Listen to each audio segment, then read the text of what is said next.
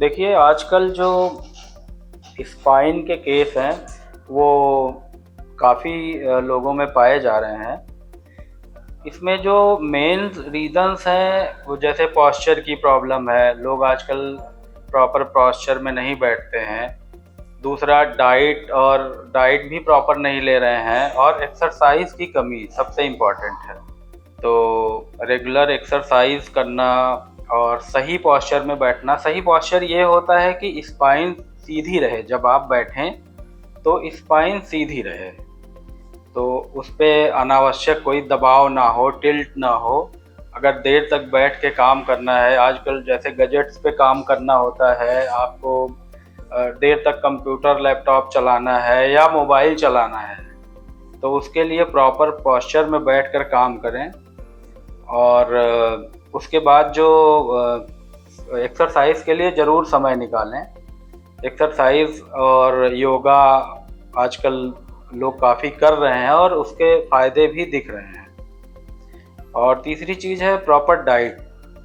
Diet में ज़्यादातर जो आजकल ख़ास करके यंग लोगों में कैल्शियम की कमी, विटामिन डी की कमी ये बहुत पाई जा रही है। तो कैल्शियम के लिए जो हमारे मिल्क प्रोडक्ट हैं ये लें और ऐसी डाइट लें जिससे सारे मिनरल्स और विटामिन्स हमें मिल सकें। और सबसे इम्पॉर्टेंट चीज़ है सनलाइट। हमें सनलाइट ज़रूर लेना चाहिए। उसके लिए कुछ देर ऐसा हो कि हम धूप में निकलें और हमें विटामिन डी की कमी ना होने पाए।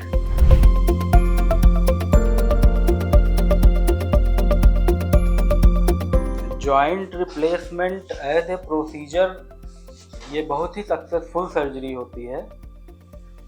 और इधर जैसे जैसे समय गुजर रहा है, समय के गुजरने के साथ और मॉडर्न इम्प्लांट आए हैं, मॉडर्न टेक्निक्स हुई हैं, इंस्ट्रूमेंट हुए हैं और लोगों की ट्रेनिंग भी उसमें बेहतर हुई है, तो इसलिए रिज़ल्ट बहुत ही अच्छे हैं।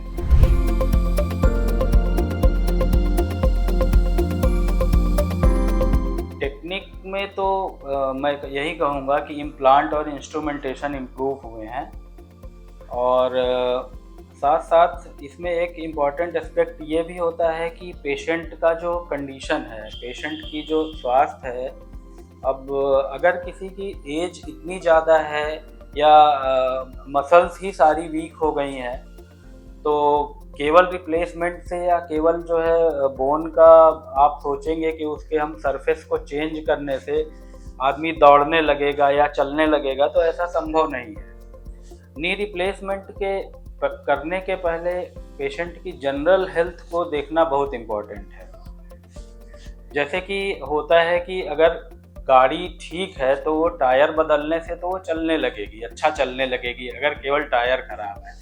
अब एकदम ही कोई ख़राब गाड़ी हो, आप सोचो हम उसमें नया टायर डाल दें और वो नई जैसी चलने लगे केवल नए टायर की वजह से, तो ऐसा संभव नहीं है। नी रिप्लेसमेंट करने के पहले उसके जो पेशेंट के पैर की जो मसल की टोन है और पावर है, ये सारी चीज़ें भी देखना इम्पोर्टेंट होता है।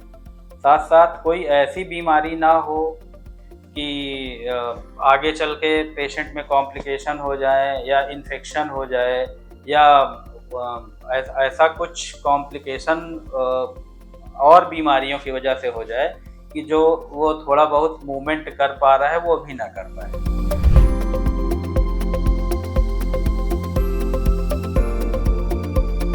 जब कभी भी हम लोगों के जॉइंट में, खास करके नी जॉइंट के जो लिगामेंट की इंजरी होती है या शोल्डर की इंजरी होती है, तो इसमें हर एक के अलग अलग इंडिकेशन है कि कब सर्जरी होनी चाहिए। जैसे शोल्डर के लिगामेंट्स में कुछ ऐसा है कि तुरंत सर्जरी हो जाए तो अच्छा होता है, लेकिन अगर नी में है तो कभी भी अगर नी में इंजरी होगी तो ऐसा नहीं होगा कि केवल लिगामेंट में होगी, वो जॉइंट के और भी पार्ट में होगी। उसमें बोन्स में भी कुछ इंजरी होगी, कैप्सूल में भी इंजरी होगी और जितना मसल है जो सारी चीज़ें इंजर्ड होंगी। और तो उसमें एक वो टाइम दिया जाता है, स्वेलिंग भी होगी, उसमें जॉइंट में हो सकता है कुछ पानी भी भर जाए या ब्लड भी भर जाए, इस तरह की भी कंडीशन होती है। तो उसके लिए रिकमेंडेशन है कि लिगामेंट की सर्जरी लगभग 3 to 4 वीक्स के बाद करना बेहतर होता है। उससे एक तो सबसे बड़ा फ़ायदा ये होता है कि जो उधर उस समय में जो मल्टीपल इंजरीज हुई हैं उनमें ढेर सारी 3 वीक्स का टाइम लेने के बाद स्वेलिंग हो गई और भी जो चीज़ें हैं वो ठीक हो जाती हैं। तो रिकमेंडेशन भी यही है कि 3 to 4 वीक्स के बाद ही लिगामेंट की सर्जरी की जाए। उसमें लिगामेंट की सर्जरी में मेनली करते क्या है कि उसमें हम लोग लिगामेंट बनाते हैं। जो ACL और PCL की इंजरी होती है उसमें लिगामेंट बनाते हैं। तो शरीर के दूसरे हिस्से से हम लोग लिगामेंट या टेंडन लेते हैं और उनको हम लोग लिगामेंट की जगह पे उनको बायो स्क्रू से फिक्स करते हैं।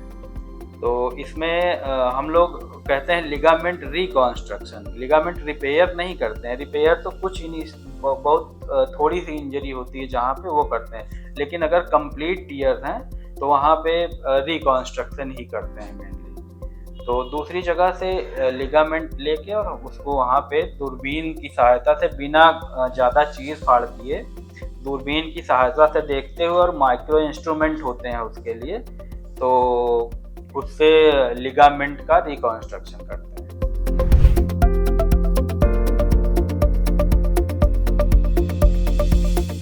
नहीं, आर्थराइटिस किसी भी एज में हो सकती है।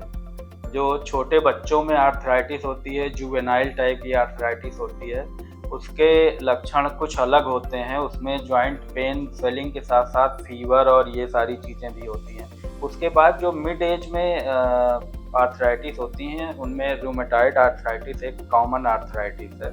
ये सब कम एज की हैं जिसमें जॉइंट में स्वेलिंग, पेन, मल्टीपल जॉइंट में ये होता है, और सुबह सुबह शरीर में अकड़न या जॉइंट में अकड़न, ये सारी चीज़ें होती हैं। जो एक ओल्ड एज की जो आर्थराइटिस हैं वो मेनली हैं जो डीजनरेशन की वजह से होती है, ऑस्टियोआर्थराइटिस।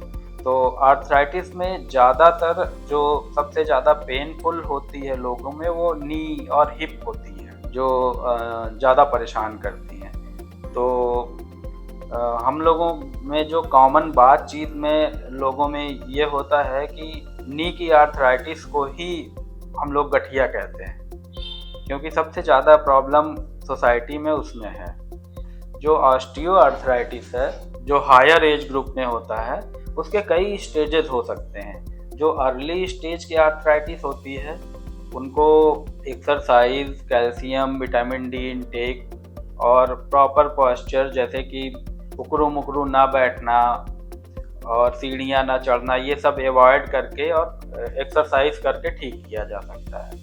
उसके आगे के जो आर्थराइटिस होते हैं, जो मीडियम टाइप के होते हैं, उनके लिए कुछ करेक्टिव सर्जरीज करके अगर एंगल टेढ़ा हुआ है पैर का तो उसको सुधार देते हैं। और सबसे लास्ट में वो स्टेज आती है जब पूरा ही जॉइंट डैमेज हो गया।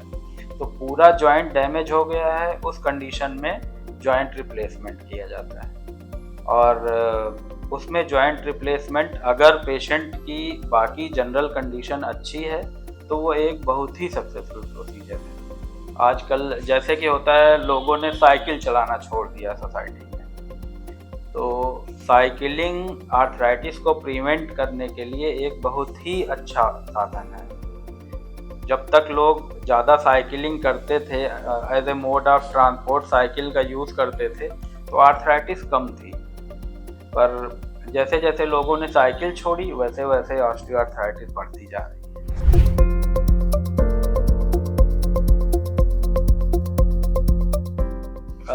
इसके लिए सबसे इम्पॉर्टेंट चीज़ तो ये है कि वो जो प्रॉब्लम हो उससे रिलेटेड क्वालिफाइड जो स्पेशलिस्ट हों उनसे इलाज करवाएं। केवल समाज में कोई ये कह रहा है ऐसा कर लो वैसा कर लो, उससे नहीं करें। उसके लिए स्पेशलिस्ट से मिलें और इलाज करवाएं। हाँ, कॉम्प्लिकेशन होना संभव है, कभी भी कॉम्प्लिकेशन किसी भी मरीज में किसी के भी इलाज के द्वारा हो सकती है। लेकिन अगर आप क्वालिफाइड आदमी के पास जाकर इलाज करवाएंगे तो उसमें साइंटिफिक तरीके से काम होगा तो कॉम्प्लिकेशन के चांसेस कम से कम हों।